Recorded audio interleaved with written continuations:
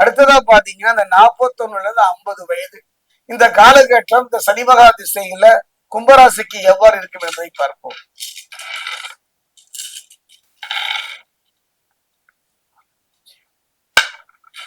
கும்பராசியை பொறுத்த வரைக்கும் சதயம்,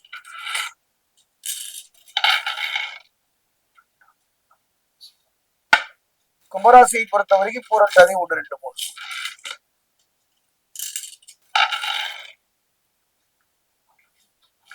கும்பராசி அன்பர்களே, ஒரு மனிதனுடைய வாழ்வை பொறுத்த வரைக்கும் இந்த காலகட்டம் தாங்க.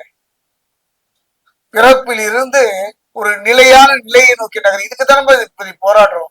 ஒரு நல்ல தொழில், ஒரு நிம்மதியான குடும்பம், ஒரு சந்தோஷமான ஒரு வாழ்க்கை அமையாதா இது போராடும் பொழுது இந்த சனி மகா திசை. இந்த காலகட்டத்தில் ஒரு மனிதனை பொறுத்த வரைக்கும் இந்த 41 இருந்து 50 வயதுல ஒரு சனி மகா திசை வந்து விட்டார். அதாவது என்ன செய்வது, எப்படி செய்வது, என்ன செய்த அந்த பிரச்சனை தீரும் என ஒரு போராட்டமான ஒரு வாழ்வை சந்திக்கின்ற காலகட்டம்.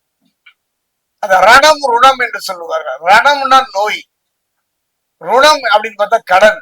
இந்த இரண்டுக்கும் இடையில் மாட்டிக்கொண்டு தத்தளிக்கின்ற ஒரு காலகட்டமாகத்தான் இந்த காலகட்டம் அமையும் இந்த சனிமகா திசையில.